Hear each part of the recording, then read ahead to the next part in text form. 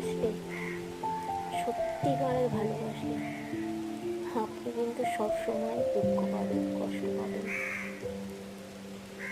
যখনই মনে করবেন আপনি তাকে কতটা ভালোবেসেছেন, ততই যন্ত্রণা আপনার বেশি হবে।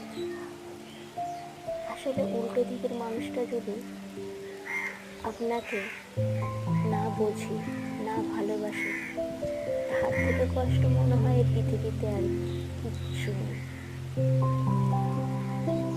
ভালোবাসা কিন্তু ভেবে চিনতে হয় না, হঠাৎই হয়। একজনকে ভালোবাসতে গেলে তাকে চেনাটা একটা মানুষের পক্ষে সম্ভব নয়। তাই ভালোবাসবেন এটা ভেবে যে আপনি কষ্ট পাবেনই।